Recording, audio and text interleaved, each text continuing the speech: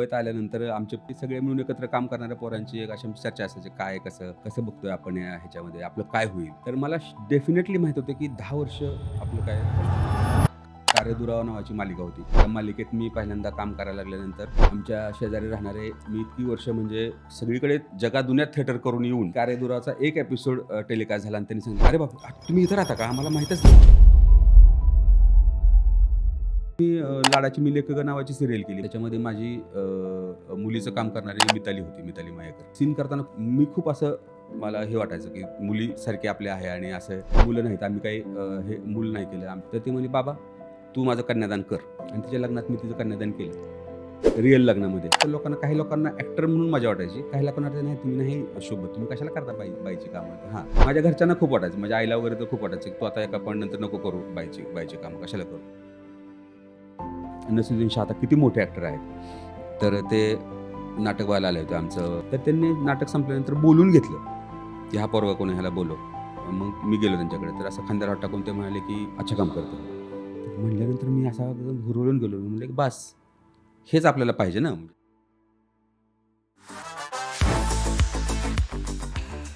नमस्कार, मी चित्रपट विश्लेषक दिलीप ठाकूर.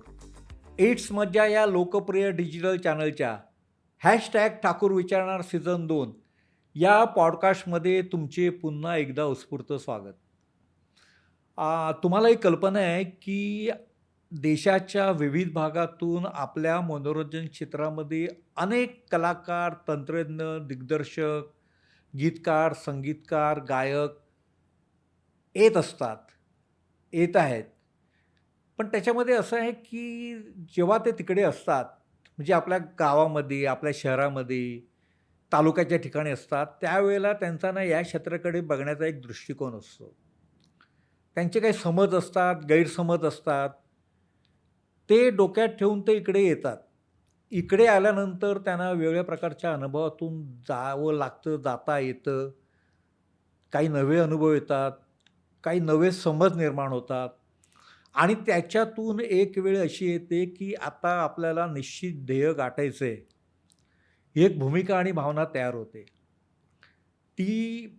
तो टप्पा येण्यासाठी किती वेळ लागेल ते त्या कलाकाराला जर समजलं तर ते अधिक चांगलं असतं. आणि जेव्हा त्याला समजतं तेव्हा तो अधिक फोकस होऊन वाटचाल करतो. अशा फोकस ठेवून वाटचाल करणारा कलाकार हा खूप खोलवर असतो, हे त्या कलाकाराशी बोलल्यावर लक्षात येतं. मग त्याच्या मागची भावना, त्याची वाटचाल, त्याने कसे चढ-उतार अनुभवले आणि स्वतःला कसं घडवलं, हे जाणून घेण्यामध्ये जो काही इंटरेस्ट असतो ना, खूप बरीचशी माहिती त्याच्यातून मिळेल असं आपल्याला वाटतं. आणि असेच एक कलाकार आहेत उमेश जगताप. नमस्कार सर. उमेश जगताप, तुमचे आमच्या या इट्स मजा या लोकप्रिय डिजिटल चॅनलच्या #ठाकूर विचारणार सीझन 2 या पॉडकास्टमध्ये स्वागत. Thank you sir. आणि तुम्ही मला इकडे बोलवलं त्याबद्दल आधीच तुमचे मी आभार मानतो, कारण मी तुमचा खूप मोठा फॅन आहे आणि मी तुमचे सगळे पॉडकास्ट पाहत असतो. त्यामुळं थँक्यू सो मच तुम्ही मला बोलवलं. नाही, तुम्हाला तो बोलवायलाच पाहिजे. जसं मी आता तुमचं एक साधारण एक ओळख करून दिली, की तुम्ही आता म्हणजे तुळजापूरसारख्या ठिकाणून आलात. हो. तिकडचं तुमचं वागणं, जगणं, वाढणं, पाहणं, तिथून तुम्ही मुंबईत आलात. म्हणजे मुंबईत येऊन तुम्हाला 22 वर्ष झाली. हो. मग तेव्हाची मुंबई, आताची मुंबई, त्यानंतर हे मनोरंजन क्षेत्र आणि तुम्ही रंगभूमी, मराठी चित्रपट, हिंदी चित्रपट, मराठी मालिका, वेब सिरीज अशी चौफेर वाटचाल सुरू ठेवलेली आहे. पण मला नाही वाटत हे इतकं सोपं गणित जमलं असेल असं. सोपं तर नाही आपण म्हणजे, पण गंमत अशी आहे की मला असं वाटलं की आपण काम करत राहिलं, कामातून काम मिळतं. हा माझा पहिल्यापासूनचा अनुभव आहे, मुंबईत आल्यापासूनचा आणि त्याच्या अगोदरचाही. पण कामातून काम मिळतं. आपलं काम बघितलं की आपल्याला लोकांनी बघायला पाहिजे ऑब्व्हियसली. मग तुम्ही प्रायोगिक नाटक करा, तुम्ही व्यावसायिक नाटक करा, मालिकेत काम करा, फिल्ममध्ये काम करा. पण तुमचं काम बघून तुम्हाला काम मिळतं. त्यामुळे तुम्हाला काम चांगलं करणं हा तुमचा मेन बेस आहे. आता ते चांगलं काम करण्याच्या व्याख्या प्रत्येकाच्या वेगळ्या असू शकतात, अप्रोच वेगळा असू शकतो. पण बेसलाईन ती आहे की तुमच्या कामातून तुम्हाला काम मिळतं. पण तुम्हाला ओळख कधी मिळाली असं वाटतं? ओळख म्हणजे मी मुंबईत आल्यानंतर मी मुंबईत यायच्या अगोदर मी ललित कला केंद्र करत होतो. त्याच्या अगोदर मी तुळजापूरमध्ये नाटक करायचो. आमचा एक पंचरंग प्रतिष्ठान नावाचा ग्रुप आहे. जिकडं मी जॉइन झालो होतो त्याच्या अगोदर 25 वर्ष ती संस्था काम करत होती आणि तुळजापूरला एक नाटकाची तशी परंपरा आहे. आणि मुंबईतले काही कलाकार तिकडे यायचे, दर्शनासाठी यायचे. त्यावेळेस त्यांच्याही तशा काही ओळखी होत्या. पण त्यांना बघितल्यानंतर आपल्याला असं असतं ना, की मला असं ते डिफरन्शिएट करणं जरा अवघड आहे. पण बघितल्यानंतर आपल्याला असं होतं, की हां, हे कारण टीव्हीला बघणं आणि प्रत्यक्ष बघणं ह्याच्यामध्ये खूप असं स्वप्नवत वाटायचं. बरोबर आहे. सोलापूरला मी हरिभाई देवकरणला होतो ना, त्यावेळेस मी पहिल्यांदा अविनाश खर्शीकर आणि किशोरी आंबियान ताईंना दोघांना भेटलो होतो आणि मी नंतर त्यांना सांगितलं पण ही माझी आठवण किशोरी ताईंना, की मी तुम्हाला पहिल्यांदा बघितल्यावर मला काय वाटलं होतं, की मी म्हटलं की प्रत्यक्ष जिवंत ॲक्टर जे आहे, लाईव्ह. Live actor. हां. तर त्यावेळेस मी त्यांना पहिल्यांदा भेटलो होतो. बघितलं होतं म्हणजे बोलण्याची तर हिंमत झाली नाही, पण बघितलं होतं. ते तशी एक पॅशन असतं ना आपल्याकडे, की असं आपल्याला होता यायला पाहिजे.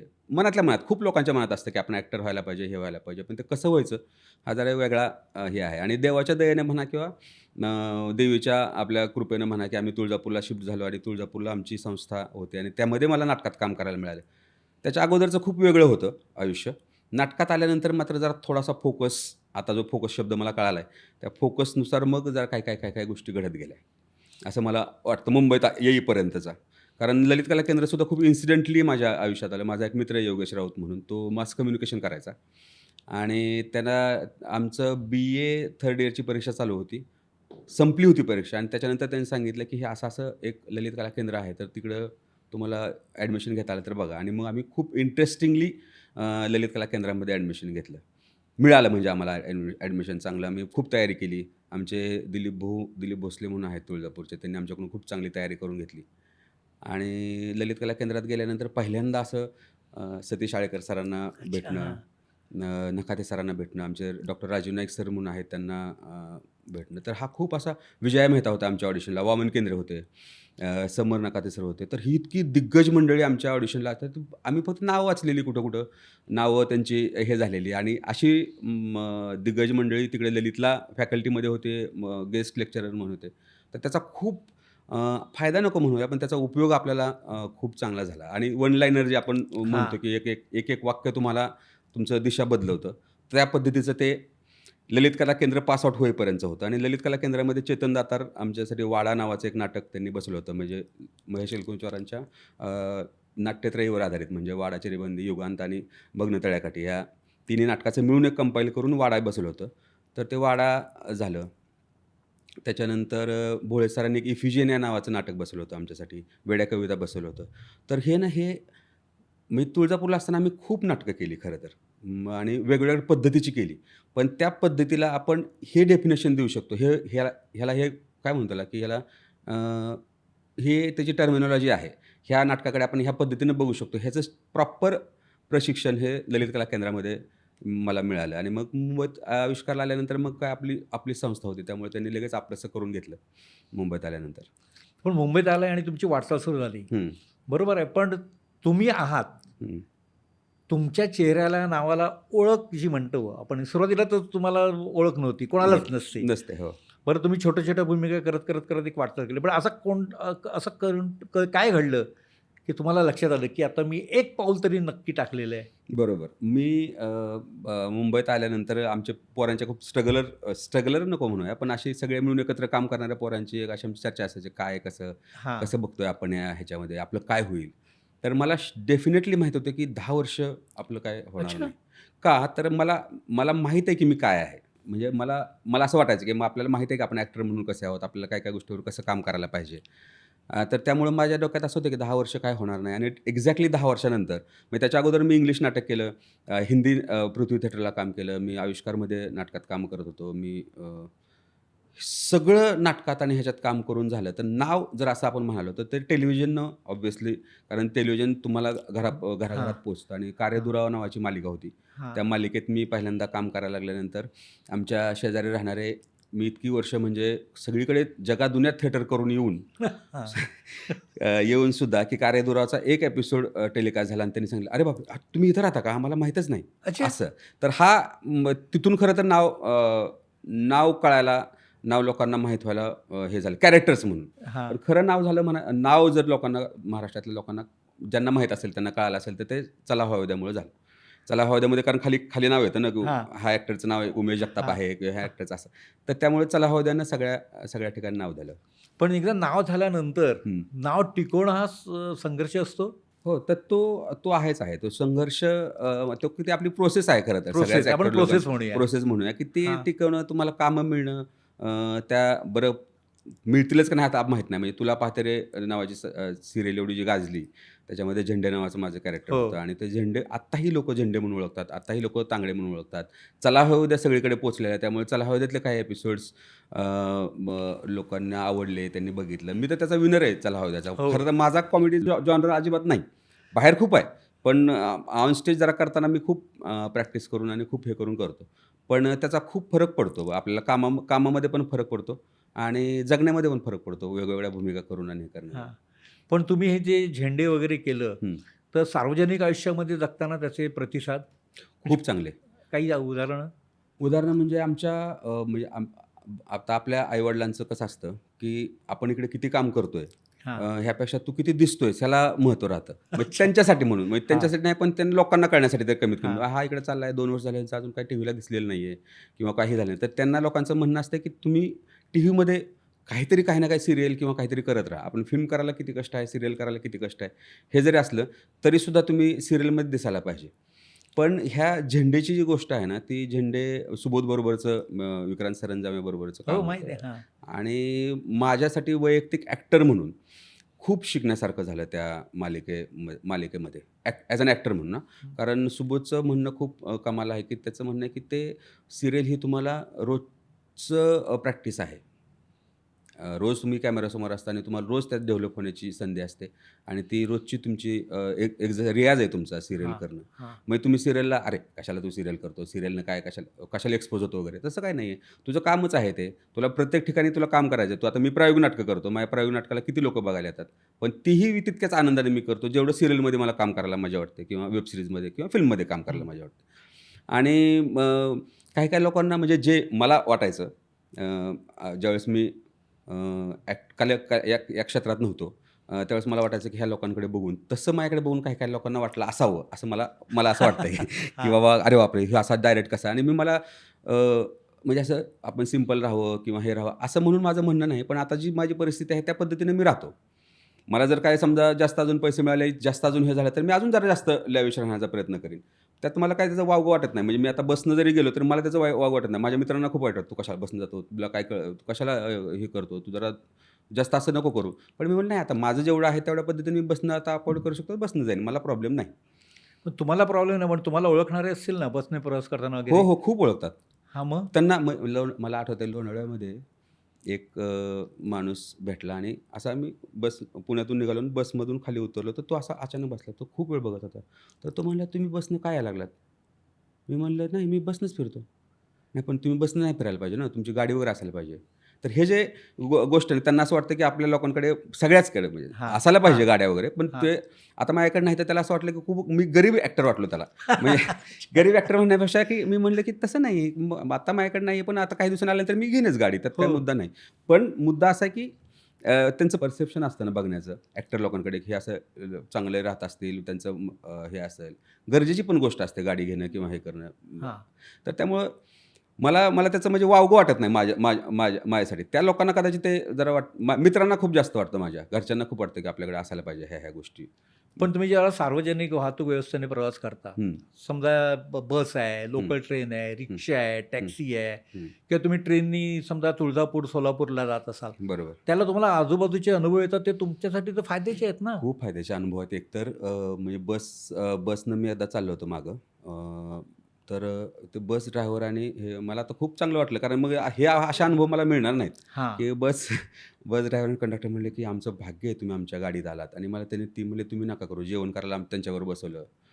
हे करायला." तर तुम्ही म्हणले, की "नाही, नाही. अहो तसं नका तुम्ही करू." मग कारण आपल्याला माहीत आहे ना, की आपलं कर्तृत्व नाही आहे. हे हां, सगळ्यांचं मिळून आहे. हां, मालिकेचं आहे म्हणा किंवा हां, तर मला असं वाटलं, की ही जी गोष्ट आहे ना, ही आपल्याला मिळते. त्या लोकांबरोबर काम आणि त्यांनी खूप प्रचंड असं आस्थेनं सेवा नको म्हणूया आपण असं हां. मला त्यानं काय म्हणू त्याला प्रेमाने. प्रेमाने, खूप प्रेमाने त्यांनी मला ट्रॅव्हल करा किंवा बसमध्ये जागा मिळाली तर लगे बसू द्या किंवा हे करू द्या, तुम्ही थांबा जरा, मी जरा इथे जागा करतो वगैरे, अशा गोष्टी छोट्या छोट्या गोष्टी होतात त्या ह्याच्यामध्ये, हां, आणि त्याचा आनंद मिळतो आपल्याला. कामं पण सगळीकडे होतात बऱ्यापैकी. मी बऱ्याच ठिकाणी किस्सा सांगतो हा. मला असं वाटलं कधी कधी आपल्याला माणसं जमिनीवर ठेवतात ना, हां, तर मला असं वाटलं की जर आपल्याला आता आपण एका बँकेत मी जात होतो, मुद्दाम बँकेचं नाव घेत नाही, पण हां. बँकेत जात होतो, माझी इकडे अकाउंट आहे, तर तिकडे गेलो ना की मी असं सटकन कामं होऊन जायची की अरे अरे नाही हे करा. तर माझा एक मित्र आहे, त्याला म्हणलं चल माझ्याबरोबर, 1.5 मिनिटात काम होतं, म्हणलं आपण जाऊन येऊया. लिटरली सांगतो, 1 तास माझ्याकडे कुणी बघितलं पण नाही. अच्छा. ओळखलं नाही म्हणजे तुम्हाला? ओळखलं नाही म्हणजे त्याने ओळखलं, पण त्यांच्या त्यांच्या कामात होती ती लोकं. त्यामुळे त्यांनी लगेच, मी म्हणलं 1 तास, म्हणलो 1 तास झाला. मग म्हणलं ठीक आहे, आपल्याला माणसं जमिनीवर आणतात. आपल्याला असं वाटत असतं उगाच आपण फेमस झालो, उगाच उगाच आपण हे झालं. पण काही वेळेस ते बेटर असतं तुम्हाला जमिनीवर आणायला. म्हणजे तुमच्यातला माणूस अजून कायम आहे असं म्हटलं पाहिजे. तुम्ही स्टार नाही झालात. नाही, नाही. मी ॲक्टर असणार. जर झाला तर बराच ॲक्टर होणार. मी स्टार होणार नाही. होणार म्हणजे स्टार लोकांना वाटू शकतो. मी स्टार नाही होणार. मला I don't think so me star असेल. हां, ॲक्टर असू असू शकेल मी. बरा ॲक्टर, चांगला ॲक्टर, वाईट ॲक्टर असं असू शकेल. स्टार नसणार मी. हां. म्हणजे स्टार होण्यामध्ये म्हणजे स्टार होणं म्हणजे तुम्ही स्वतःला बंधनं घालून घेणं? नाही, नाही, नाही. नाही, नाही. नाही. नाही, अजिबातच नाही. स्टार होणं म्हणजे हां, म्हणजे तुम्ही असं म्हणू शकता. मगाशी म्हटलं तसं गाडीचंच उदाहरण, खूप हां, पपलं उदाहरण आहे. हां, पण गाडीचं, आता माझ्याकडे गाडी आली, आता मी गाडी नसेल माझ्याकडे आणि मी बसनं चाललो, हां, तर म्हणून माझी हे कमी होत नाही. गाडी असेल तर गाडी असल्यानंतर वाढत पण नाही, असं माझं म्हणणं आहे. कारण हां, मी काही लोक, तुम्ही जसं म्हणाला तसं अनुभव पण मिस होतील. काही लोकं असे पण भेटणार नाहीत. हां. त्यामुळे मला तसं वाटत नाही. स्टार होणं म्हणजे सगळ्या गोष्टी सोडून देणं. तुमच्या त्या गोष्टी त्या वेळेच्या त्या गोष्टी व्हायला पाहिजेत माणसाच्या पण आयुष्यात. जेव्हा तुम्ही सार्वजनिक वाहतूक व्यवस्थेने प्रवास करता, ज्या लोकांसाठी काम करता त्यांच्यासोबत तुम्ही राहता. बरोबर, बरोबर, बरोबर. मग सगळ्यांनीच करायला पाहिजे असं माझं म्हणणं नाही, नाही. नाही, मान्य आहे. हां, हां. प्रत्येकाची भूमिका, भावना बरोबर, वेगळी आहे. बरोबर. मला माझी गरज आहे म्हणून पण करतो, खरं हां. सांगायचं तर. हां, बरं तुमच्या बोलण्यामध्ये एक गोष्ट आली, चला हवा येऊ द्या. बरोबर. म्हणजे तुम्ही चला हवा द्यामध्ये म्हणजे चला हवा द्या एकदम पीकवर होतं. हं. लोकप्रियतेच्या शिखरावर होतं. बरोबर, बरोबर. सगळे एस्टॅब्लिश होते, घराघरात जात होते. त्याला म्हणजे काय त्याला विचार म्हणजे टी-आर-पीचं जबरदस्त होता. बरोबर, बरोबर, अशा वेळेला तुम्ही आलात. बरोबर. मग तुम्ही त्या सगळ्या वातावरणाशी, त्या कलाकारांशी कसं मिक्स होत गेलात? म्हणजे मी तर ऑब्व्हियसली फॅनच होतो चला हवा द्याचा. मी ते चला हवा द्यामध्ये जॉइन होण्याअगोदर 2दा त्याच सेटवर गेलो होतो, आणि डॉक्टर निलेश साबळे खूप चांगला माणूस आणि खूप प्रचंड हुशार. म्हणजे तशी बुद्धी खूप लोकांकडे नसते. हां, इतका प्रचंड हुशार. तर त्याने खूप कम्फर्टेबल केलं पहिली गोष्ट. पहिल्यांदा कार्यदुरावाच्या वेळेस गेल्यानंतर. दुसऱ्यांदा तुला पाथरीच्या वेळेस गेल्यानंतर, आणि नंतर त्यांच्या डोक्यात असं आलं की आपण ह्या झीच्या सगळ्या ॲक्टर लोकांना बोलून एक कॉम्पिटिशन करूया, सेलिब्रिटी पॅटर्न नावाची. हां, आणि मग मी तिथे गेलो. तर तिथं ऑलरेडी सागर माझा मित्र होता, भारतदादा माझा मित्र होता, योगेशला मी ओळखत होतो अगोदर, आणि भाऊ कुशल तिथे गेल्यानंतर मित्र झाले. श्रेयाला मी आधी म्हणजे भेटलो होतो, पण तिथे गेल्यानंतर अजून जास्त मैत्री झाली. हां. आता ही जी 5-6 जण होते, आणि ते इतके भन्नाट होते इनकॉर्पोरेट करायला किंवा काही गोष्टी सांगायला. कारण मी आधी सांगितलं, तर माझा म्हणजे भीतीपोटी पण नाही, पण माझा असा काही कॉमेडी जॉनर नाही. मी स्टेजवर प्रॅक्टिस करून करतो कॉमेडी. टायमिंगसुद्धा प्रॅक्टिस करून आणतो. तर ते आपल्याला जमणार नाही. ते म्हणले, "तुम्ही अजिबात टेन्शन घेऊ नका. ते होईल बरोबर." आणि ते वरचेवर त्यांनी जे डॉक्टरांनी सांगितले, जे मला काही लोकांनी सजेस्ट करून सांगितलेले पंच झाले, तेच पंच वाजले त्या ह्याच्यामधले. हां, अच्छा. तर हां, मग आणि हे मी खूप ओपनली सांगतो. म्हणजे माझं हां, त्याच्यामध्ये खूप जास्त स्किल नाही. मी फक्त काय शरीराने आवाज वापरला असेल आणि त्यांनी सांगितलं तो करण्याचा प्रयत्न केला असेल फक्त. पण बाकी हां, सगळे त्यांनी, म्हणजे फायनलचं म्हणा किंवा हां. अगोदरपासून सगळे जे आहेत आणि जे आजूबाजूचे कलाकार आहेत त्यांचं. त्यामुळे तिथला जो अनुभव आहे ना, तो खूप चांगला होता. आणि मगाशी म्हटलं तसं अ, त्या चला हवा द्यानं नाव म्हणून दिलं सगळीकडे. उमेश जगतापासून नाव जर आलं असेल तर चला हवा द्यामुळे आलं. बाकीचे कॅरेक्टर्स आणि ह्याच्यानुसार आलं. पण त्याच्यात तुम्ही मला वाटतं एक काही भागामध्ये स्त्रीचं बऱ्याच भागामध्ये मी स्त्रीचं केलं. म्हणजे मला त्याची मजा यायची. एकतर मी आईला कॉपी करायचो, अच्छा. माझ्या आईला. हो, हो, हो. मी आईला कॉपी करायचो, म्हणजे आई कसं बोलेल, आई कसं करेल, आपण तसंच करतो ना, म्हणजे काही हां, हां. जवळच्या बायकांना कॉपी करू असं. हो. तर ते एक मी केलं, आणि डॉक्टरचं त्याच्यामध्ये खूप ते खूप चांगलं सांगायचे आणि हे करायचे. हां, तर ते होतं. नंतर काही लोकांना, काही ह्याला, कारण एकतर कॉन्ट्राडिक्टरी असं होतं, की तुला म्हाताऱ्याचा रोल आणि ह्याचा रोल आणि दोन्ही सायमल्टेनियसली चालू आहेत मध्ये. बाईचं काम करणं आणि हे केलं. तर हां. त्यामुळे तर काही लोकांना ॲक्टर म्हणून मजा वाटायची. काही लोकांना वाटायचं, "नाही, तुम्ही नाही शोभत. तुम्ही कशाला करता बाईची अच्छा. कामं?" हां. माझ्या घरच्यांना खूप वाटायचं. माझ्या आईला वगैरे तर खूप वाटायचं, की "तू आता एका पॉइंट नंतर नको करू बाईची कामं. कशाला करतो?" पण मला काय नाही, मी म्हटलं आपलं ते काम आहे. काम आहे. हां, आपण एकदा आपला जॉब बरोबर आहे आहे. तो हां, आणि मला त्याची मजा पण येते. म्हणजे असं नाही की आपल्याला मजा येत नाही. हां, तर कुठल्याही कामाची मला मला प्रत्येक कामाची मजा येते काम करायला. त्याचं हां, स्ट्रगल आहे ना, हां, तिथपर्यंत पोहोचण्याची ती जर्नी आहे ना, त्या हां, जर्नीची मी खूप मजा घेतो. हां. कारण मला मी मगाशी म्हटलं तसं, की आपल्याला माहिती आहे आपण ॲक्टर म्हणून काय आहे आणि आपण काय एक्सप्लोर करू करू बघतोय. त्यामुळे मला त्याची मजा यायची हे करायची. पण एक बऱ्याचदा असं दिसतं, की हं, एखादी मालिका संपली, हं, की दुसरी मालिका मिळत नाही. मग काही कलाकार खूप असे अस्वस्थ वगैरे होतात. अरे, हं, मी हं. पुन्हा कधी मालिकेत दिसणार किंवा मी सध्या खूप दिवस कुठे दिसत नाही. हं, हं, हं. असं तुम्हाला काही वाटत नाही ना? नाही मला कारण मला नाटक हे खूप जगायला मदत करतं. खरं हां, सांगायचं तर. म्हणजे माझं आत्तापर्यंत म्हणजे मुंबईत आल्यापासून किंवा त्याच्या अगोदरपासूनही काही ना काही नाटक हे माझ्या आयुष्यात चालू आहेच आहे, हां, कंटिन्यू. हां, माझा स्टेज परफॉर्मन्स जो आहे त्याची ते मला तारतं जगण्यासाठी. हां, म्हणजे मला ते फ्रस्ट्रेट होऊ देत नाही. काही ना काही चालू राहतं. आणि कधी-कधी अशी फेज पण यायला पाहिजे, की जरा तुम्ही शांत बसून विचार करताय. नाहीतर मी तशीच कामं करायला लागेल. तशाच पद्धतीनं कामं व्हायला लागतील, असं मला वाटतं. हां, हे मी आत्ता वाटतं म्हणून सांगतो. मी त्यावेळेस तसा विचार केला नसेल. गेलं तर गेलं, आलं तर आलं. म्हणजे हां. मी माझ्या चुकीचं असू शकतं कदाचित हे, की मी असं जाऊन कधी मला तुम्ही काम द्या आणि तुम्ही हे करा असं झालं नाही. देवाच्या दयेनं म्हणा किंवा अजून अनफॉर्च्युनेटली पण म्हणा.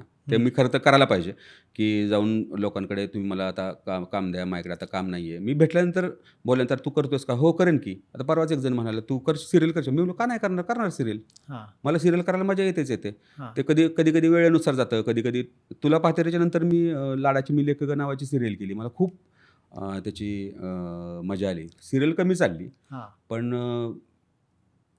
मी सांगतोच आता इथं काय आहे ना गंमत, की त्याच्यामध्ये माझी मुलीचं काम करणारी मिताली होती, मिताली मयेकर.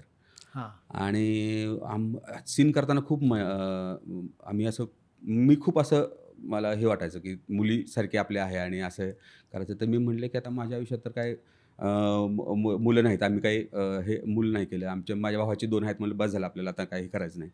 तर मग मी म्हटलं, की आपल्याला नसताना सुद्धा आपल्याला ह्या आपल्या क्षेत्रातली गंमत अशी आहे, की आपण आपल्या आयुष्यात नसताना पण ह्या गोष्टी येतात, की माझ्या मुलीसारखं मी मुली अशी फील करून मी बोलतोय. तर ती म्हणली, "बाबा तू माझं कन्यादान कर." आणि तिच्या लग्नात मी तिचं कन्यादान केलं. रिअल लग्नामध्ये. अच्छा. सिद्ध हो. मी हां, हां, आणि तिच्या वडिलांनी दोघांनी हां, कन्यादान तर हां, हे पुण्य, हे भाग्य मला लाभलं आपल्या कलाक्षेत्रामुळे. त्यामुळे मला खूप गंमत येते म्हणजे हां, हां, असे हां. रिलेशन्स पण चांगले डेव्हलप होतात.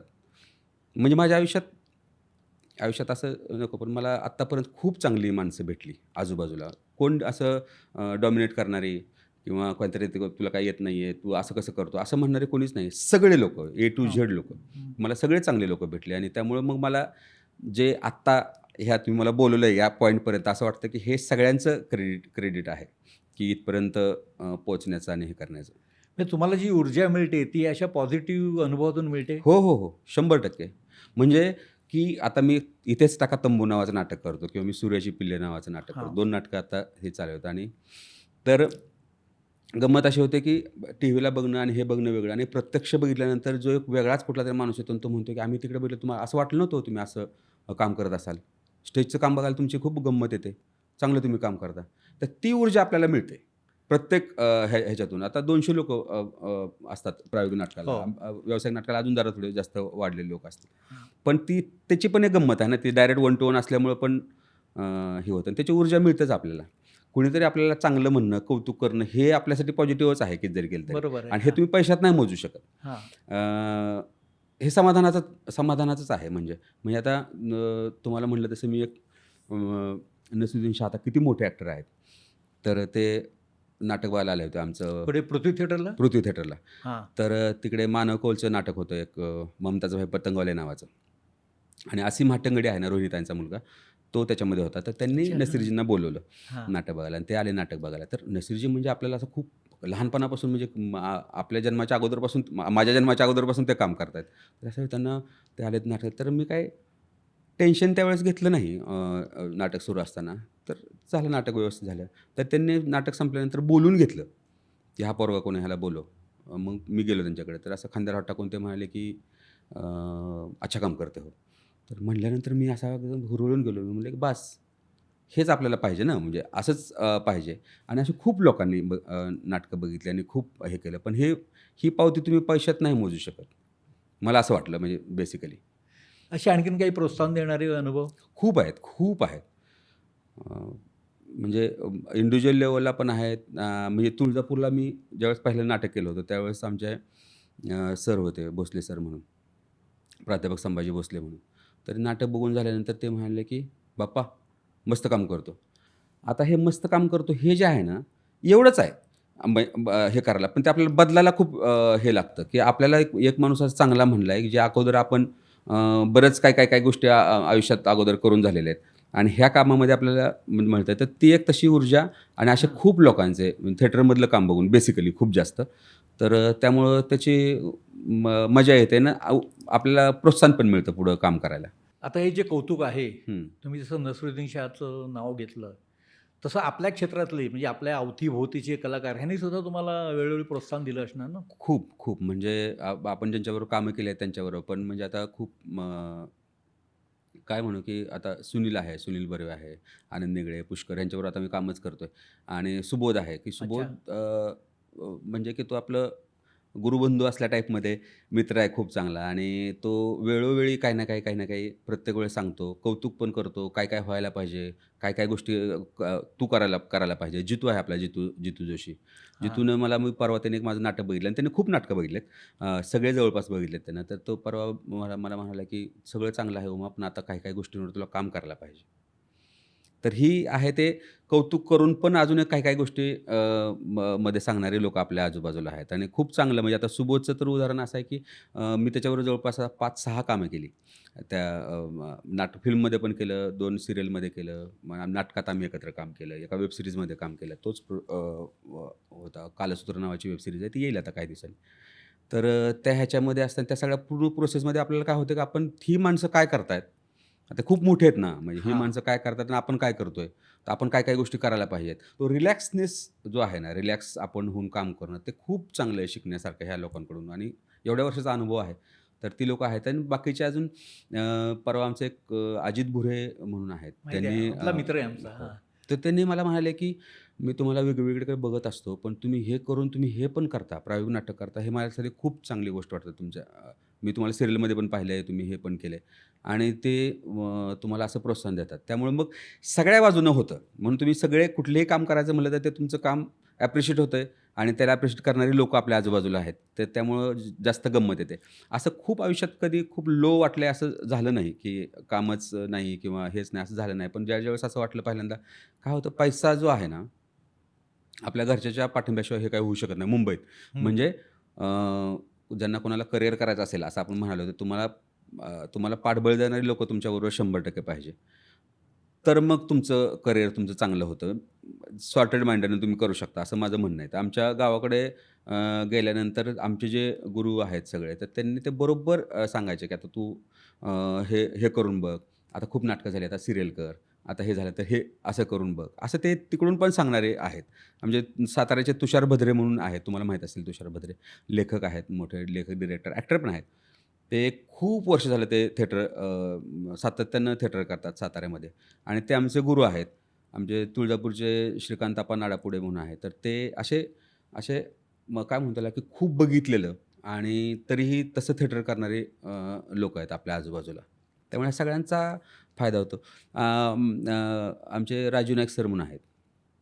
तर मी कार्यदुरावा मिळाल्यानंतर कामात कसा फरक पडतो माणसांच्या बघा. हां, हां. विचार करताना कसा फरक पडतो. तर राजू नाईक सरांना मी म्हटलं, की "सर असं-असं मी एक पिऊनची भूमिका आहे आणि मी ती करणार आहे." तर सर म्हणाले, "अच्छा, मग आता तू असं कानात बोट घालून वगैरे बोलणार आहेस का?" तर मी म्हटलं, अच्छा. हो, सॉरी. म्हणजे मला लक्षात आलं, की असं करायचं नाहीये आपल्याला. आपल्याला ऑब्व्हियस करायचं नाही. आपल्याला जर करायचं असेल, तर जरा थोडं व्यवस्थित चांगलं करून करायला लागलं. म्हणजे की असं पण सांगणारे लोकं आहेत. हां, मग तुम्ही चांगले श्रोते आहात. हो. नाही तुम्हाला ऐकताच यायला पाहिजे. तुम्ही ऐकलं नाही तर तुम्ही माझं घोडं दामटवल्यावर अवघडून बसणार ना. मला मला जे वाटतं तेच मी करेन. तसं जर झालं नाही तर म्हणजे मी मगाशी तुम्हाला सांगत होतो तसं की विनोद जोशी फेलोशिप मिळाली आणि त्यावेळेस मी एक तिथं परफॉर्म करायचं असतं. कंपल्सरी नाही आहे, पण ते तुम्हाला एक पैसे देतात. तुम्हाला एक वर्ष चांगलं स्ट्रगल करता यावं, जगता हां, यावं हां, आणि जरा फ्री माइंडेड तुम्हाला कामं करता येईल तुम्हाला जे हवे ते. ह्या टाईपमध्ये ते खूप चांगलं हां. उपक्रम आहे तो. तर तर ते मी परफॉर्म करताना तर मला असं वाटलं, की चला आपण ॲक्टर तर चांगले आहेत, आपला अभिनय तर सगळ्यांनी बघितलेला आहे. आपण जरा वेगळं काहीतरी करूया. तर मला सापडत नव्हतं काय करायचं. तर असं ठरवेपर्यंत दिवस उजाडला बक्षीस वितरण समारंभाचा आणि हां. आदल्या दिवशीपर्यंत मग मी मोहित टाकळकरला विचारलं. तर मोहित टाकळकरनं प्रदीप वैद्यला सांगितलं, की असं-असं त्याच्यासाठी काहीतरी. तर तुम्हाला मी एक लिहिलेलं आहे. मी लिहितो जरा थोडं फेर करतो आणि पाठवतो. मग एक दिवस अगोदर त्याने पाठवलं. मी वाचलं. पंढरपूरच्या एका विठ्ठलाच्या बद्दल लिहिलेले एक सोगत होतं एका माणसाचं, तर ते होतं. तर मग मी वाचलं आणि मी असा खूप प्रॅक्टिस करणारा नट आहे. तर मला त्याची खूप प्रॅक्टिस नाही मिळाली. पण मी मोहितला दाखवलं, तर मोहितनं ते वाचलं. मग हे असं कर सांगितलं आणि मी परफॉर्म केलं तिकडे आणि अतिशय वाईट. म्हणजे घाम येऊ बेजार होतो मी. कारण मला ते जमलंच नाही तेवढं. इतकं कमी हां. प्रॅक्टिसमध्ये मी जमलं नाही. तर मग नखाते सर म्हणून आमचे आहेत, समर नखाते. ते आले. ते म्हणाले, की "इथून पुढे लक्षात ठेव, काहीही जर झालं ना, तर तुझं प्रत्येक गोष्ट जी आहे, ती परफॉर्मन्स आहे. हो, वाह! हे डोक्यात ठेव." आणि मग माझ्या ते डोक्यात अजूनही वाक्य आहे. तर अशी जी वाक्य आहेत ना, एक सिंगल वाक्य, की तुम्हाला ते बदलून टाकतं. तुमचं पर्स्पेक्टिव्हच बदलून टाकतं. इथून पुढे माझ्या लक्षात आलं, की आपण जर नाही जमलं तर नाही म्हणून सांगितलेलं चालेल. पण त्यापेक्षा ते कमकुवत नको व्हायला. म्हणजे काही छोटं नको व्हायला एकदम ते आपल्याला चांगले ॲक्टर म्हणतात ना, तर मग चांगलंच राहू द्या बाबा. उगं ते त्याला गालबोट नको लागायला. पण तुम्ही एका माध्यमातून दुसऱ्या माध्यमामध्ये, दुसऱ्या माध्यमातून तिसऱ्या माध्यमामध्ये हा जो प्रवास ही कशी कनेक्टिव्हिटी साधली? म्हणजे जसं आपण आता म्हणायला गेलो तर समजा तुम्ही वेब सीरीजमध्ये काम केलं, मानवत. हं. हां, मग ही जी कनेक्टिव्हिटी अ, म्हणजे पहिल्यापासून जरा थोडंसं मुंबईत आल्यापासूनच सांगतो खरं तर. मुंबईत आल्यानंतर मी प्रायोगिक नाटकं खूप केली. हां, आयुष्कारमध्ये असताना. हां. चेतनबरोबर केलं, गिरीशबरोबर केलं. त्याच्यानंतर मला आयुष्कारमध्येच असताना एक इंटरनॅशनल नाटक मिळालं. मिडसमर नाईट्स ड्रीम नावाचं. जे अच्छा, हां. टिम सपल नावाचा डायरेक्टर होता लंडनचा आणि त्याने ते बसवलं होतं आणि मग भारत आणि श्रीलंकेतले काही कलाकार होते. असं 3 स्टेजेसमध्ये ऑडिशन होऊन मी त्यात सिलेक्ट झालो. त्याची एक मोठी बातमी पण आली होती 2005 साली. आणि मग 2005 ते 9 पर्यंत मी ते नाटक केलं आणि त्याच्यानंतर मग पृथ्वी थिएटरला अ, अ, काम केलं जवळपास 14 पर्यंत. मध्ये हां. मग आसक्तमध्ये 2 नाटकं केली. असं बरंच काय सगळं चालू होतं. माझं काम बघून मला खूप कामं मिळाली. म्हणजे माझं स्टेजवरचं काम बघितलं काही लोकांनी, तर क्राईम पेट्रोल नावाची एक मी सीरीज ऑडिशनला गेलो आणि भयानक ऑडिशन दिली. म्हणजे वाईट, का? वाईट एकदम. मला ते ऑडिशनला मी घाबरतो खूप. ऑडिशन माझ्याकडून कधीच क्रॅक व्हायची नाही. मग आता मागच्या 4-5 वर्षापूर्वी जरा थोडे बरे ऑडिशन द्यायला लागलो मी इतक्या वर्षानं. नाहीतर मी असा घाबरून जायचो ऑडिशनला. तर एक माणूस होता सुनील नावाचा. त्यानं बघितलं तर "अरे सर तुम्ही इकडे काय झालं?" तर मी म्हटलं, "मी ऑडिशन दिली." "मग काय झालं ऑडिशनचं?" "माहीत नाही" म्हटलं. मग मी खाली उतरलो तर त्याचा फोन आला, "वर या" म्हणलं. मग मी गेलो. तरी म्हणले, "ते सुब्बू सर म्हणून आहे तिकडे." ज्यांनी क्राईम पेट्रोल तयार केलं. तर त्यांच्यापुढे बसवले. ते म्हणले, की "इनका काम देखा है, वो अच्छा करेंगे वो." उन्होंने. अच्छा म्हणे. मग मी अजून एकदा ऑडिशन दिली. ज्यावेळेस त्यांना कॉन्फिडन्स आला त्यावेळेस आणि मग मला ते क्राईम पेट्रोलचं काम मिळालं. त्या माणसानं जर माझं नाटक बघितलं नसतं, तर क्राईम पेट्रोलचे 4-5 एपिसोड जे मी केले, ते मला मिळालेच नसते उदाहरणार्थ. अच्छा, असं वाटतंय? हां. तर मग म्हणजे मेन जो मुद्दा आहे, की इकडून इकडे शिफ्ट होण्याचा हां, हां, हां, हां. नाटकातून इकडे, तर जे म्हणजे फिल्ममध्ये पण मध्ये मीनव्हाईल कामं केली, सीरियलमध्ये पण कामं केली. तर तो जो शिफ्ट आहे ना करण्याचा, तो त्या त्या माध्यमातून काम करूनच येतो. म्हणजे असं त्याला काही फरक नाही हां. फरक. फक्त नाही. माझ्या डोक्यात काय-काय गोष्टी असतात आपल्या, की आपण काय पद्धतीचं काम करायचं नाही. म्हणजे मी मेलोड्रामॅटिक काम करू शकणार नाही कदाचित. मेलोड्रामॅटिक काम. मला असं वाटतं, की जरा सटल काम व्हायला पाहिजे. आपण एवढं बघतो, आपण इतक्या लोकांची कामं बघतो, तर त्या पद्धतीचं काम करता यायला पाहिजे. मग सीरियलला माझ्या डोक्यात असं होतं कधी-कधी, की सीरियलमध्ये काम करताना हे आपण असं बोलत नाही रे. आपण असं बोलत नाही. आपण माणसासारखं बोलायला पाहिजे. असं मग काही सीरियल बघू ना, सगळेच बरोबर आहे. नाही. हां, हां. काही सीरियल बघू, कुणाला वाईट वाटायला नको. नको, बरोबर तर आहे. हां, हां. तर काही सीरियलमधले काही लोकांचा मी म्हणलं असा आपण अभिनय करत नाही. अ, ह्याच्यासारखा. तर मग मी ते ठरवून कधी-कधी मी आपलं जसं आहे तसं करण्याचा प्रयत्न करतो आणि ते वर्क होतं, असं मला लक्षात आलं. अभिनय करणं म्हणजे नेमकं काय? अभिनय करणं म्हणजे की जरा थोडंसं काय म्हणू त्याला, की ते जरा स्टाईल वेगळी आहे त्याची म्हणजे काम करण्याची. प्रत्येकाची वेगवेगळी असते काम असायलाच करण्याची स्टाईल पाहिजे. असायलाच पाहिजे. पण वाक्यात तोडणं कुठेतरी ड्रॅमॅटिक हे करून करणं. तर ह्या ज्या गोष्टी आहेत ना, हे मला जरा पहिल्या खटकायच्या. आता लक्षात आलं की त्या माध्यमाची ती गरज पण आहे. ते सगळ्या लोकांपर्यंत पोहोचण्याची पण ती गरज आहे. तर त्यामुळे तशा पद्धतीनं काम केलं तर वाईट नाही. आत्ता मला वाटतं. पण मला त्यावेळेस वाटायचं की ते जरा हे असं नाही नसायला पाहिजे होतं, असं नसायला पाहिजे होतं. माझी एक मैत्रीण आहे. तर ती म्हणाली की एका सिरियलचं शूटिंगला चालली होती. खूप अगोदर म्हणजे 2005, 6, 7च्या दरम्यान. तर मी म्हटलं की काय काय काय कुठं चालले?" तर मी म्हणले, "सिरियलच्या शूटला चालले." म्हणलं, म्हणजे?" मग असं तोंड करून चालल्यावर कसं तुझं काम चांगलं होणार? बरोबर ना? हां. तर ती म्हणली, "नाही, नाही रे, अरे सीरियल." म्हणलं, "असं नको करू. तुला काय त्यानं हाणून मारून तुला बोलवलं नाही तिकडे, की बाबा बरोबर तू आहे. तिकडे सीरियलला काम करायला ये. तू जर ह्याच तोंडाने गेलीस तर तुझं काम चांगलं होणार नाही. हां. तुला करायचं तर तू जा तिथं आणि तिथे जाऊन तू तुझ्या पद्धतीनं काम कर. त्यांना नाही आवडलं तर ते सांगतील पुन्हा करायला. तू कशाला हे करत बसायचं?" आणि ती केली आणि चांगलं झालं तिचं. चांगलं झालं म्हणजे माझ्या सांगण्याने नाही झालं. तिचं चांगलं झालं. पण अप्रोचमध्ये फरक पडला लगेच. पण जे ग्रामीण भागातून कलाकार हं, येतायत, हं, ते पुढे येतील. हं, त्यांचं पहिली समस्या असते भाषा हं, आणि दुसरा प्रॉब्लेम असतो ओळखीचे लोक भेटणं. हं, हं, मग हं. ह्याबद्दल तुमचा कसा आहे अनुभव? मी मगाशी म्हणालो तसं मी काही पॉलिटिकल उत्तर देत नाही, डिप्लोमॅटिक पण देत नाही. नाही. पण माझा अनुभव असा आहे माझ्यासाठी म्हणून, की आता मी जे बोलतो, आत्ताचं जे माझं बोलणं आहे, तर हे बोलणं सगळ्याच कॅरेक्टरला जाईल असं नाही. हं. सगळ्याच भूमिकेला जाईल असं नाही. नाही, तर बरोबर. हे अगदी मला बरोबर. बदलायला पाहिजे. हां, जर तुला तसं काम करायचं असेल तर. हा हां, थिन लाईन आहे. ह्यात काय म्हणजे समजा तुम्ही जर असं बोलायला लागलो आणि तुम्ही म्हणालात, की नाही, नाही हे तू बोलू नको. तर तुमच्या डोक्यात जे कॅरेक्टर आहे तशा पद्धतीने तुम्ही बोलताय. हां. मग असं जर कोण बोललं तर ती गोष्ट वेगळी आहे. म्हणजे ते हीन दर्जाने बोललं तर ते वेगळं आहे. म्हणजे मुद्दामच कोण सांगत असेल हो, तर ती गोष्ट वेगळी आहे. हो. पण तुला कामाच्या दृष्टीने जे गरजेचं आहे, ती तुम्हाला मोल्ड करता यायला पाहिजे बरोबर आहे. आणि ते मोल्ड होता येतं, हां, जर तुम्ही तशी प्रॅक्टिस केली तर. हां, पण तो नाही. मला माझ्या आत्तापर्यंतच्या ह्याच्यामध्ये मला एक माणूस असा म्हणाला नाही, की तू लँग्वेज बदल. वाह! गरजेपुरतं तू कर. हां, म्हणजे मी आता अर्बन एखाद्या भूमिका करायची म्हटलं, तर मला ते करायलाच लागेल. हां, ते जर झालं नाही, तर हां, मग ती गोष्ट वेगळी आहे. मग ते माझ्याच क्रेडिबिलिटीवरती किंवा माझ्याच एबिलिटीवरती ते शंका निर्माण होईल. हां, जर मला एखाद्याने घेतलं तर काम करायला त्या हां, भूमिकेसाठी. हां, जर मी ते केलं नाही तर. पण असं नॉर्मल आयुष्यात मला कोणी म्हटलं नाही, की तू हे कर. बाकीच्या लोकांना म्हणत असतील. माझं असं म्हणणं नाही, की तुम्ही म्हणले नसतील किंवा असं काहीतरी भाषेबद्दल बोलले नसतील. पण माझ्या दृष्टीत तसा अनुभव नाही आला. हां. तुम्हाला नाही बोललं. हं. पण तुम्ही आता याच्यामध्ये परत तुमचा जो ग्राफ आपण बघतो, हां, तर तुम्ही एका ठिकाणी वेब सीरीजमध्ये सुद्धा कामं केलेली आहेत. बरोबर. त्या मानवतचा अनुभव आशुतोष गवारीकर. हां, मानवचा खूप कमाल अनुभव होता. आमचा आशिष जो डिरेक्टर आहे आणि बाकीची आमची सगळी टीम काम करणारी त्याच्यामध्ये. कोठारी विजनचं हो. ते होतं आणि सोनीचं हे होतं आणि सगळीच टीम चांगली आपली मित्र कंपनी आणि हे होती. हां. आशुतोष सरांना मी अगोदर ओळखत होतो. अच्छा. हां. 2दा-3दा भेटलो होतो. पण त्यांच्यावर काम करण्याचा खूप चांगला अनुभव आहे. वेब सीरीजच्या ह्याच्यामध्ये म्हणजे खूप चांगल्या गप्पा झाल्या.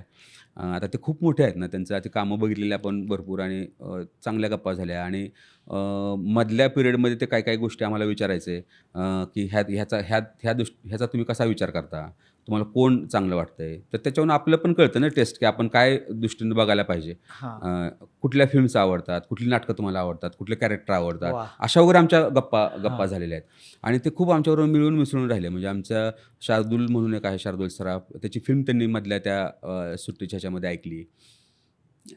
तर त्यामुळे त्यांच्याबरोबर खूप असा छान अनुभव आहे सरांबरोबरचा.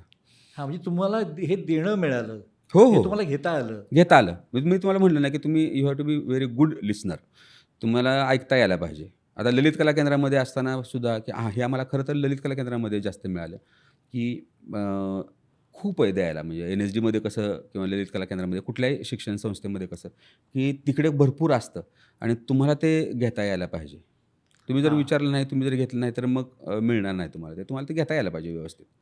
तुम्ही काही जे मराठी चित्रपट केले, हं. ते पण लक्षवेधक आहेत. जसं संदीप सावंतचा सौंदर्य श्वास श्वास आहे. श्वास हे आहे, अनुभव किल्ला. माझं पहिलंच काम होतं श्वासमधलं. मला हां. तर काही कळत नव्हतं हे करायला. ते संदीपनंच करून घेतलं. छोटंसंच आहे हो, त्याच्यामध्ये हो, हो. किंवा किल्लामधलं जे आहे ते हां. अविनाश अरुणनं अविनाश हां. तो कमाल डायरेक्टर आहे. त्याचे म्हणजे वेब सीरीज आणि पुन्हा पुढचं काम तर तुम्हाला माहितीच आहे. पण त्या फिल्ममध्ये काम करण्याचा माझ्यासाठी म्हणून खूप चांगला अनुभव होता. खूप सूट दिली होती त्यानं, की तू हे हे असं मला वाटतं, ह्या पद्धतीचं कॅरेक्टर आहे आणि तू तू विचार कर. हां, त्याच्यामध्ये एक माझ्यासाठी ड्रॉबॅक होता, की मी कोकणी मला काय ते कोकणचं तशी रोगाटे भाषा मला हो. बोलता येत नव्हती. मी तर तसा प्रयत्न पण नाही केला. मी माझीच भाषा बोललो. पण त्याला त्याने बॅकग्राऊंड दिलं, की नाही तू बाहेरून कुठून तर आलेला आहेस, इथं काही ह्याचं हे नाही. तर त्यामुळं मेन मुद्दा म्हणजे, की ही फिल्म आपण वेगळ्या लेव्हलनं बघतो आहे, त्यामुळे तू भाषेचा वगैरे विचार करू नकोस. तर त्याचाही अनुभव खूप हां. चांगला होता. बरं त्याच्यामध्ये 1-2च सीन आहेत. माझ्या नशिबाने तसं प्रत्येक मी आता जवळपास माझ्याने 50 एक फिल्म केल्या असतील सगळ्या मिळून. मराठी, हिंदी, इंग्रजी असं हे करून. पण त्याच्यामध्ये प्रत्येकामध्ये काही ना काही एक थोडासा सिग्निफिकंट रोल आहेच आहे. काही फिल्ममध्ये आहे मोठे रोल. म्हणजे मग अभरान नावाची आम्ही एक फिल्म केली होती. त्याच्यामध्ये माझा मेन लीड होता. डिस्को सन्यामध्ये माझा बरा बरा रोल होता. बंदीशाळामध्ये मुक्ताबरोबरचा हो, बरा ती फिल्म चांगली होती अगदी. आणि मुक्ताबरोबरचं तर म्हणजे आम्ही नाटक पण एकत्र केलं, फिल्म पण एकत्र केलं आणि खूप चांगली मैत्री आणि खूप हे झालं. म्हणजे आमची अनिता आहे, अनिता, गीतांजली कुलकर्णी, अतुल कुलकर्णी हे आपले कसे हां. मेंटॉर टाईपमध्ये मुंबईत आल्यानंतर हे होते सगळे आणि आविष्कारची सगळी टीम म्हणजे बेसिकली. तुम्ही एक दम मारो दम सिनेमा केला हो. अभिषेक बच्चन. अभिषेक बच्चन बरोबरचा आणि माझं एकदम छोटंच काम आहे. आकर्ष खुराना म्हणून त्याचा कास्टिंग डायरेक्टर होता आणि तो डायरेक्टर पण आहे म्हणजे. हां, त्याची मी नंतर रश्मी रॉकेट नावाची फिल्म केली तापसी पन्नू बरोबरची. हां. तर त्यानं मला त्या फिल्मला बोलवलं होतं आणि मी गेलो तिकडे. तर गेलो तर माझं एकदम अतिशय छोटं काम होतं. पण ते आता अभिषेक बच्चन आहे ना, त्यावेळेस पण तो अभिषेक चांगला माणूस म्हणून पण खूप कमाल आहे. आता त्याचे काही रील्स येतात, की कसं त्यानं चांगलं वागवतो लोकांना आणि कसं हे करतो. पण हां, त्यावेळेस पण माझ्यावर खूप चांगलं बॉन्डिंग ऑब्व्हियसली झालं नाही. कारण मी असं घुसणारा नाही, की बाबा चला फोटो काढू वगैरे असं काही मी करत नाही. हां. पण त्यावर काम करताना मजा आली. म्हणजे चांगली तुम्ही झाली. हां, तुम्ही असे हे होत नाही. तुम्ही तुमचं पर्सनॅलिटी कायम ठेवलेली आहे, या सगळ्या माझे प्रवासामध्ये. मित्र खूप आहेत. माझ्या माझ्या सगळ्या ह्याच्यामध्ये माझी मैत्री खूप लवकर होते. सगळ्यांबरोबर मैत्री खूप लवकर होते आणि चांगले होतं. ते आपल्याला ऊर्जा देणारच आहे. हां, सगळ्यांबरोबर मैत्री होते. पण मी असा जर एखाद्या माणसाकडून बॅड व्ह्यूज समजा यायला लागले असं वाटलं, तर मग मी नाही तिकडं जास्त हे करत. कम्फर्टेबल असेल तर तो पुढचा कम्फर्टेबल असेल तर मग आपण पण कम्फर्टेबल होतो. आता जेव्हा तुम्ही जाता तुमच्या गावी, हं. तेव्हा तुमचं कसं स्वागत होतं? किंवा काय तुमच्याकडे बघण्याचा दृष्टिकोन?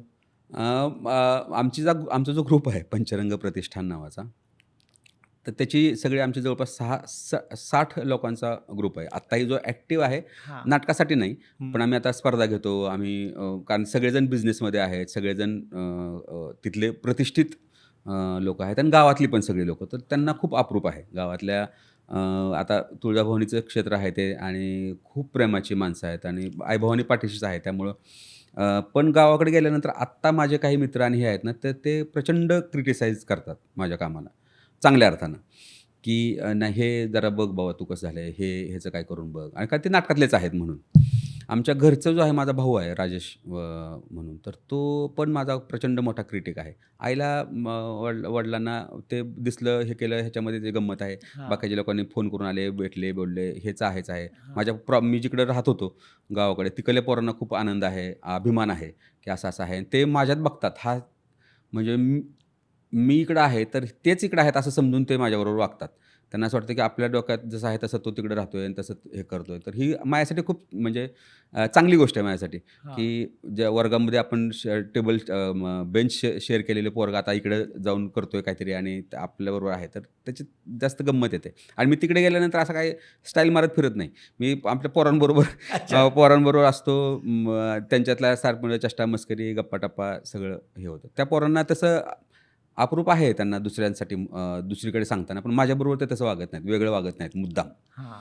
तिकडली पोरं. बाहेरची माणसं आहेत ते भेटतो. मग तिथल्या त्यांच्या प्रोग्रामला जाणे, हे सगळे करणे हे करतो. तुळजापूरसाठी मी काहीही करतो. हे होय. हं. तुमचं एक क्रिकेट प्रेम काय आहे? मी मी खूप क्रिकेट खेळायचो अगोदर. अच्छा. मी नापास झालो क्रिकेट खेळण्यामुळे खूप. मी 12वीला 3दा नापास झालो. हे मला आमच्या घरच्यांना आवडत नाही हे सांगणं. पण मी नापास झालो. अ,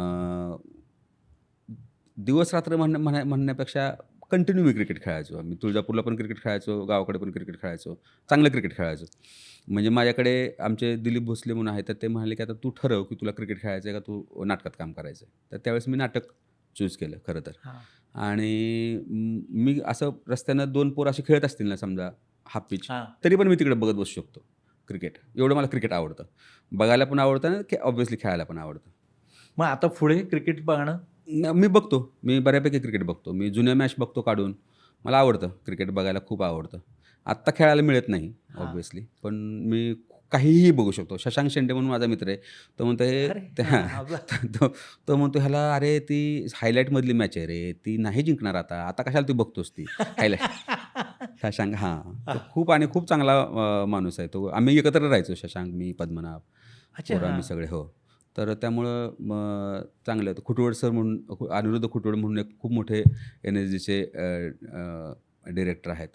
त्यांच्यावर मी तुला तू वेडा कुंभार नावाचं नाटक केलं होतं ललित कला केंद्रामध्ये. भोळे सर प्रवीण भोळे जे आता तिथले HOD आहेत.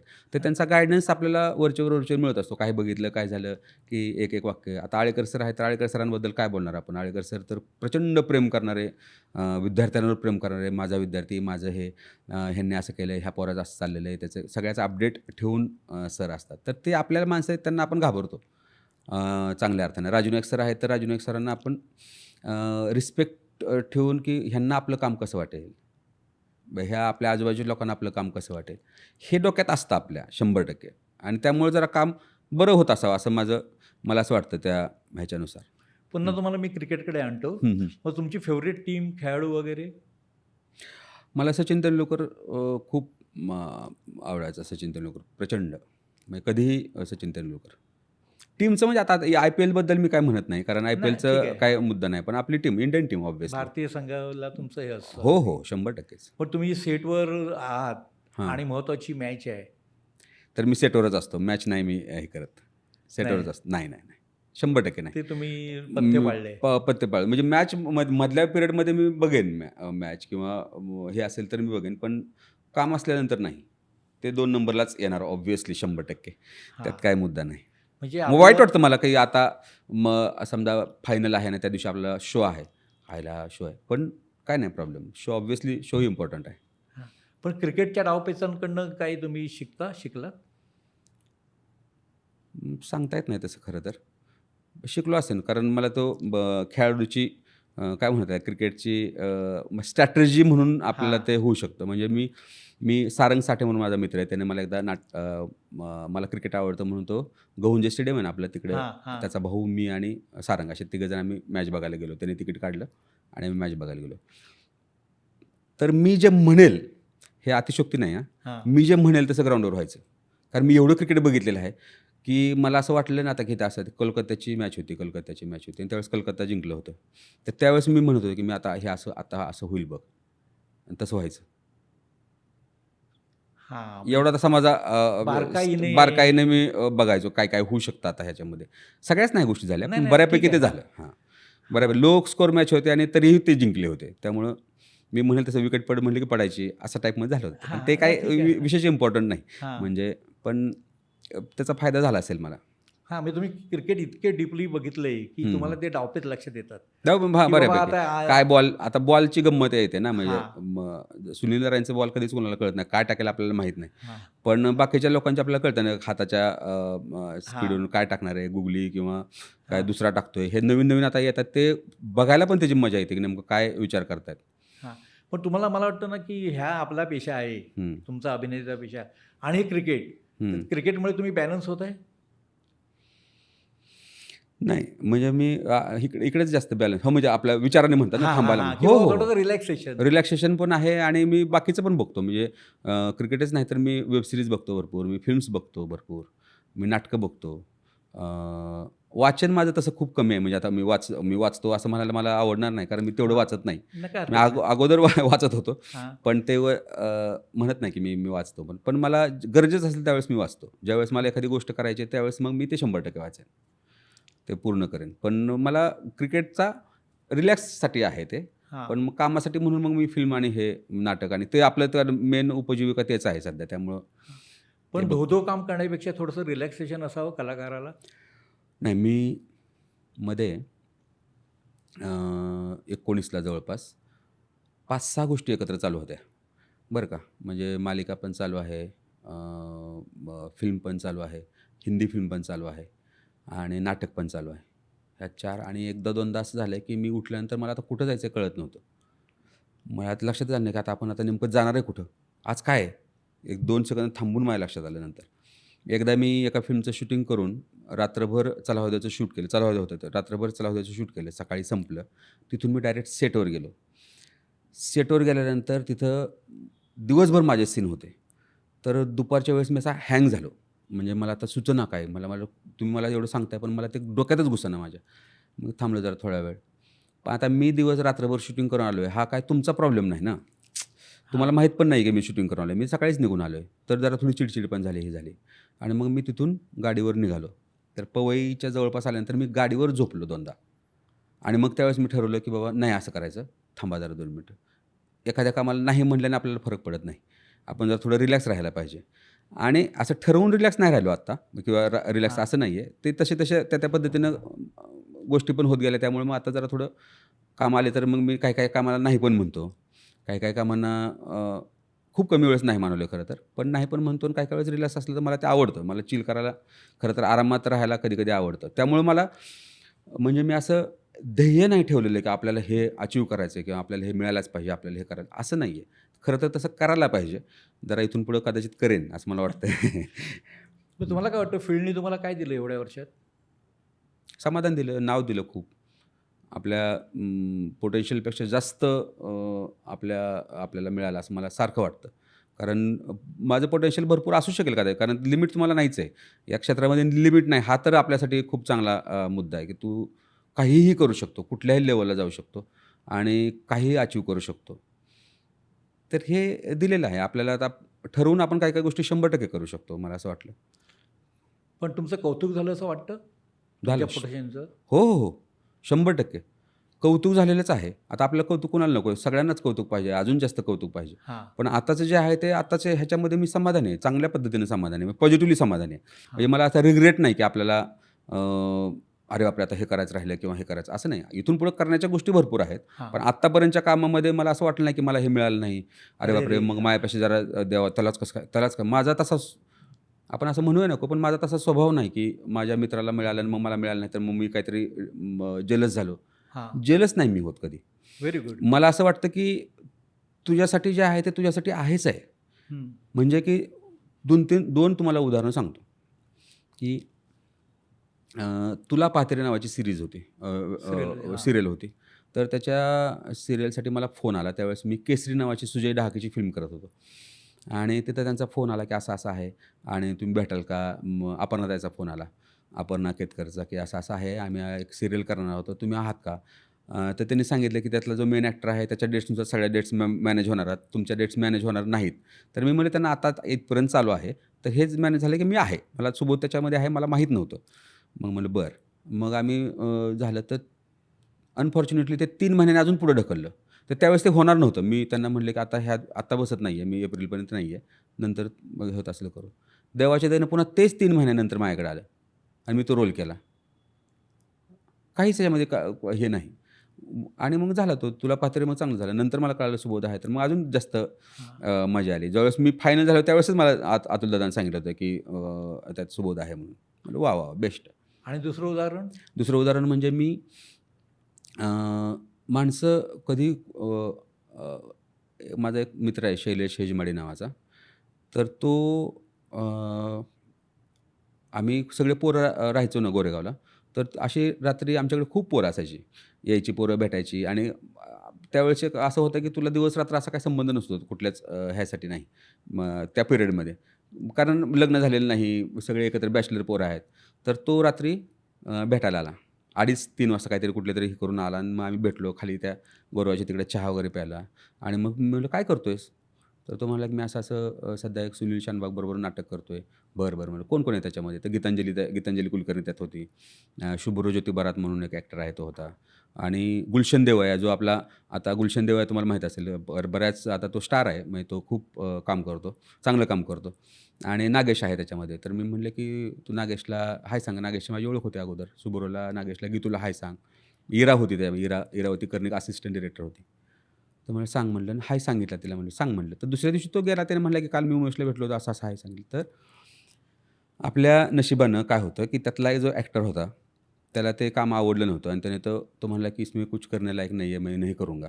तर म्हणून मग त्याने सोडलं होतं ते आणि नाटक काहीतरी 10-12 दिवसांनी ओपन होणार होतं आणि मग मी आविष्कारला होतो दुपारी, रविवार दुपार होतं. तर मला इराचा फोन आला, "तू काय करतोयस?" म्हणली. म्हटलं, "काय नाही." तर ती म्हणाली, की "आम्ही असं-असं नाटक करतोय, तर तू आहेस का अवेलेबल?" तर मी म्हटलं, "मी आहे." "ये" म्हणली. तिथून डायरेक्ट तालमीला गेलो.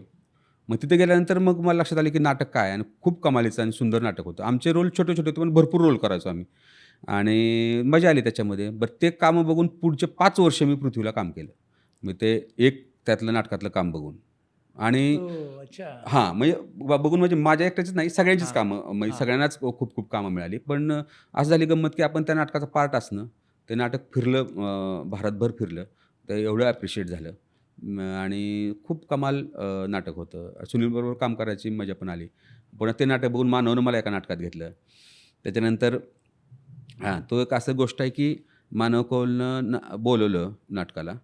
मग "तू असा-असा आहे, येशील का?" म्हणून. तर मी गेलो तिथं त्यांनी नाटक सांगितलं, असं-असं आहे. कुमुद मिश्रा होता, निम्रत कौर त्याच्यामध्ये होती, शुभ्र आपला जो शुभ्र होता तो होता.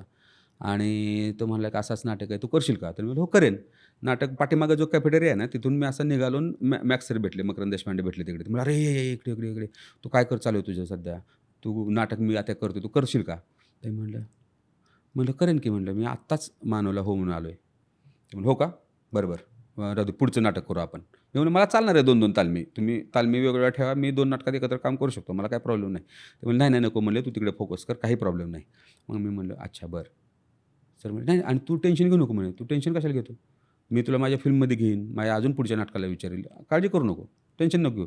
मला एवढं भारी वाटलं, की म्हणलं, की त्या माणसाचा एवढा मोठा अनुभव आहे आणि त्याला माहीत आहे, की एखादा बाहेरून आलेला किंवा कुठलाही ॲक्टर असेल, तर त्याला मकरंद सरांना नाही म्हणायचं, आपण नाही म्हणलोय, ह्या गिल्टमध्ये राहण्यापेक्षा मी तुला पुढे घेईन बाबा, तू नको त्याचं टेन्शन घेऊ. तर अशीही माणसं आपल्या हां. आजूबाजूला छोटे आणि अनुभव छोटा आहे, पण त्याचा अर्थ मोठा आहे. खूप मोठा आहे त्याचा. कारण तू रिलॅक्सच केलं ना एकदम आणि आम्ही आता किती चांगलं भेटतो. मग नाटकाला येतात, आम्ही नाटकाला जातो त्यांच्या बघायला आणि इतकं काम करणारा माणूस आहे. पण आता मला एक सांगा, हं, ग्रामीण भागातून जे कलाकार हं, इथपर्यंत येऊ इच्छितात, हं. मुंबईत येऊ इच्छितात, राहण्याची समस्या असते, भाषेची तर मगाशी त्यांना तुम्ही काय सांगाल? जे आता येऊ इच्छित आहेत त्यांना? मला असं म्हणायचं आहे, की खूप काम आहे इकडं मुंबईत आल्यानंतर. म्हणजे नाटकात काम आहे, सीरियलमध्ये काम आहे. तुम्हाला काय करायचं आहे? म्हणजे अभिनय करायचा तर अभिनय करा. डिरेक्शन करायचं आहे, मग काहीही करायचं आहे. ते करायचं असेल ते करायला तुम्ही 100% वेलकम आहात आणि यायलाच पाहिजे. त्यांना जर त्यात आवड असेल तर. फक्त की मी फेमस होईल, मी टीव्हीला दिसेल, मी मला पैसे खूप मिळतील, असा विचार ठेवून जरा घोळ आहे. म्हणजे यायला पाहिजेत ह्या गोष्टी. पण तसा विचार करू नका. तुम्ही काम करणार असाल तर 100% वेलकमच आहे आणि खूप काम आहे. आत्ताच्या ह्या मागच्या 15-20 वर्षात तर म्हणजे प्रचंड काम आहे आपल्या मुंबईमध्ये. त्यामुळे यायलाच पाहिजे. आणि फक्त हां. ते कष्ट करण्याची तयारी पाहिजे आणि कष्ट करण्याची म्हणजे कारण माझं स्ट्रगल सगळ्यांना माझं स्ट्रगल म्हणण्यापेक्षा मला ज्या गोष्टी अचीव्ह करता आल्या किंवा येतात माझ्याकडे, तशाच त्या पद्धतीच्या गोष्टी तुमच्याकडे येतील अशातला भाग नाही. प्रत्येकाचा 100% रस्ता वेगळा आहे. प्रत्येकाचा रस्ता वेगळा आहे आणि त्या रस्त्याला आपण सांगू शकतो, की असं-असं तुम्ही जा म्हणून. पण ते वर्कच होईल तुम्हाला ते सांगता येत नाही. बरोबर ना? की माझा अनुभव जो आहे, तो माझा अनुभव तुम्हाला मी शेअर करू शकतो. पण तो अनुभव आलेला तुम्हाला तसाच वर्क होईल असं सांगता येत नाही. असं माझं म्हणणं आहे. त्यामुळं येणं गरजेचं आहे. यायलाच पाहिजे 100%. जिकडे काम आहे तिकडे यायलाच पाहिजे. पण काही रील स्टारला असं वाटतं, की आपण झटपट इकडे स्टार बनू या क्षेत्रात आल्यावर. हां, पण ते ऑलरेडी स्टार असतात ना. ऑलरेडी त्यांचे फॉलोअर्स हो, आणि त्याचे हे आहेत. मान्य आहे. हां. पण इतकं सोपं नाही ना. नाही मालिका पेलणं इतकं सोपं नाही ना, काय नाटक पेलणं. हां, हे बघा आता कसं आहे, की प्रत्येकाला काम करण्याचा अधिकार आहे, त्याने काम करायला मान्य आहे. पाहिजे. हां. त्याला फेमस होण्याचा अधिकार आहे, त्याने फेमस व्हायला पाहिजे. म्हणजे माझं असं वाद मुद्दामच मी टाळतो. पण रील स्टार्स आहेत, तर त्यांना इकडे जर काम करायचं असेल, तर त्यांनीही काही पद्धतीचा अभ्यास करून काम केलं तर जास्त बरोबर बेटर आहे. आहे. हां. म्हणजे "अरे, तुम्ही येऊच नका इकडं, तुम्ही नाही, कशाला हे करा." नाही. हां, आता मी तुम्हाला साधं सिंपल सांगतो, की जेवढे फॉलोअर्स आहेत किंवा फॉलोअर्स आहेत, त्याचं कन्क्लुजन तुमचं ऑडियन्समध्ये होतं का? तर हां. होत असेल तर चांगलीच गोष्ट आहे. त्यात काही मुद्दा नाही. झालं तर अतिच आनंद आहे. तुमच्या फेमचा आपल्याला फायदा होणारच आहे बरोबर आणि आहे. ऑडियन्स येणं गरजेचं आहे. ऑडियन्स असल्याशिवाय काहीही तुमचं मुद्दा नाही. कधीच हां, आयुष्यात होणार नाही. हां, मायबाप ऑडियन्स आहे आणि ते असल्याशिवाय तुम्हाला जगात दुनियेत काही मिळणार नाही. हां. बरोबर आहे ना? तुमचं बरोबर आहे. अप्रिशिएशन तिकडेच आहे महत्त्वाची गोष्ट. हो. तर ते होतंय का? तर त्यांना जर तुम्ही आवडायचं असेल तर मग तुम्ही त्याचा अभ्यास करून या. आता काय-काय आहे दोन्हीही करणारे लोकं. पण त्याचा अभ्यास केला तर जास्त बेटर आहे. एवढंच माझं म्हणणं आहे, की तुम्ही येऊ नये 2 वाक्य बोलल्यानंतर तुम्हाला बोलता येणार नाही वगैरे, तर तुम्ही 10 वाक्य बोलण्याची प्रॅक्टिस करा. सिंपल गोष्ट. त्यात हां. काय वावगं नाही आहे त्यांनी येणं आणि हे करणं. त्यांना हां, कास्टिंग करणं हा जरा विशेष मुद्दा आहे, की त्या लोकांना घेऊन म्हणजे माझे फॉलोअर्स बघून जर तुम्ही मला घेणार असेल, तर माझे फॉलोअर्स बघून मला कुणीच घेणार नाही. एवढे माझे कमी फॉलोअर्स आहेत. कसं घेणार माणसं? जर हां, फॉलोअर्स बघून जर बघणार असाल तर. हां. काम बघून बघा. माझं काम तुम्हाला आवडलं नाही, नाही घेतलं तर मला काहीही हरकत नाही. कधीच हरकत नाही. पण तुम्ही फॉलोअर्स बघून घेणार असाल तर जरा गडबड आहे. जरा विचार तुमचे करा. नाही. एवढंच हां, म्हणजे तुमची गडबड आहे, माझी गडबड नाही. माझे फॉलोअर्स एवढेच असणार आहेत. माझे काही वाढणार नाहीत फॉलोअर्स 100%. बरोबर आहे. त्यामुळं गोष्टी अशा आहेत करायला. हं. बरं तुम्हाला प्रतिसाद मिळतो, पण तुम्ही इतरांना प्रतिसाद देता? तर हो. एखादं एक उदाहरण सांगा. आणि उदाहरण म्हणजे मी खूप कामं बघतो लोकांची आणि मला आवडतात कामं. म्हणजे मी 2008 साली मी आणि शैलेश दातार आम्ही दोघंजण सचिन खेडेकरचं नाटक बघायला गेलो होतो. मौनराग नावाचं चंदू सरांनी बसवलं होतं. आणि त्याच्यानंतर मला खूप आवडलं होतं. मला काय भारी. त्याच्यानंतर कट टू 10 वर्षानंतर आम्हीच दोघं पुन्हा अनावधानाने काय म्हणतो त्याला आपण कर्मधर्म संयोगाने एकत्रच आम्ही गेलो नाटक बघायला. मौनरागच बघायला गेलो आणि मग सचिनचं बघितलं काम आणि प्रचंड चांगलं म्हणजे 10 वर्षाच्या कामामध्ये आधी खूपच चांगलं. मग मी दुसऱ्या दिवशी फोन केला. तुला पातेरे चालू होतं त्यावेळेस. मी म्हणलं, की "सचिन खूप मला काम आवडलं आणि असं-असं आहे. खूप मस्त." म्हणलं, "आता मी काय सांगणार?" म्हणलं, "पण चांगलं वाटलं मला राहवलं नाही म्हणून मी फोन केला." तर ते म्हणले, "बरं, बरं. हो, वाह, वाह! मस्त. खूप मजा आली. मला पण हे झालं. काय चालू आहे तुझं सध्या?" तर मी म्हणलं, की "माझं असं-असं सीरियल चालू आहे." "बरं, बरं, बरं. तुझं काय असं ठरलं आहे का, की तुला असं एक पर्टिक्युलर एक रोल मिळाला पाहिजे? तुला एक तुझ्यासाठीचा एक रोल असं काय तुझं ठरलं आहे का?" मी म्हणलं, "नाही." "तर ठरवू नकोस. जे कामं मिळतायत, जशी मिळतायत, जे तुला चांगले वाटतायत, ते तू कामं 100% कर. तू माझ्या आयुष्यातला एक ड्रीम रोल आहे आणि तो रोल तोच रोल मी करेल असं डोक्यात ठेवू नको. हे आता किती साधे 3 वाक्यामध्ये त्यांनी सांगितलं. माझ्या डोक्यात क्लिअर झालं, की हां, आपण असं नाही करायचं, की माझा रोल येईल आणि मी त्यावेळेसच करेल. तर मग बाकीची जी कामं आहेत ती सगळी म्हणजे आपण सस्टेनच नाही होणार, की आपण ती नाही कामं बरोबर आहे. कराल तर कसं हां. करणार? हां, म्हणजे तेवढं मोठा नाही आपण अजून, की बाबा, की थांब जरा 2 मिनिट मला हा रोल आवडला नाही, मी असं नाही. रोल चांगला वाटला तर आपण करायचा. अशी गंमत. शैलेश आहे, शैलेश दातार आमचा खूप चांगला मित्र आहे आणि तो आम्ही खूप बोलतो. जसं शशांक आणि मी बोलतो. आमचे सगळे असे मदत करणारे आणि हे करणारे आहेत. म्हणजे पॉझिटिव्ह ऊर्जा पॉझिटिव्ह देणारी. वृत्तीनं आणि कसं काय गोष्टी व्हायला पाहिजेत. थिएटरमध्ये सुद्धा किंवा आमचा नाशिकचा आता नवीन आमचा जो ग्रुप आहे, ज्याचे मी आता 2 नाटकं केली. दोन्ही नाटकाला मला प्राईज मिळालं. वाह! तर दोन्ही तर त्यांचं असं म्हणणं आहे, की नाटक घडत राहो. नाटक घडायला पाहिजे. नाटक घडलं तरच मग पुढच्या सगळ्या गोष्टी होतील आणि मग ऑब्व्हियसली लोकं बघायला येणार. त्यामुळे आमची टॅगलाईनच येते, की नाटक घडत राहो. अरे वाह! नाटक येस. घडत राहिलं.